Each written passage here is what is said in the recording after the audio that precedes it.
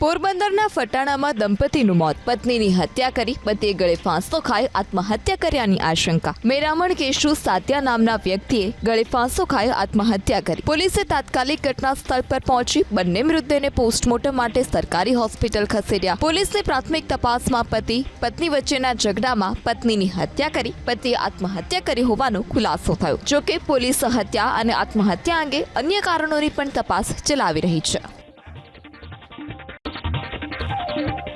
હત્યા, ચોરી સહિતના અનેક ગુનામાં સંડોવાયેલા 2 આરોપીની રાજકોટ ક્રાઇમ બ્રાન્ચે ધરપકડ કરી। લીંબડીના ધર્મેશ ઉર્ફે કાળુ અંબારામ ઝેઝરિયા અને મહારાષ્ટ્રના સમાધાન ઉર્ફે અધિકાર આનંદસિંહ ગિરાસે નામના 2 આરોપીની પિસ્તોલ સાથે ક્રાઇમ બ્રાન્ચે ધરપકડ કરી। બંને પર વર્ષ 2021માં લીંબડીમાં હત્યા, વર્ષ 2023માં બનાસકાંઠામાં હત્યા, રાજકોટના હનુમાન મઢી પાસે હત્યા, ભરૂચ અને નંદુરબારમાં એટીએમમાં ચોરી સહિત અનેક ગુનાને અંજામ આપ્યાનો આરોપ છે। ક્રાઇમ બ્રાન્ચે આરોપીઓ પાસેથી એક પિસ્તોલ અને રોકડ સહિતનો મુદ્દામાલ કબજે કર્યો।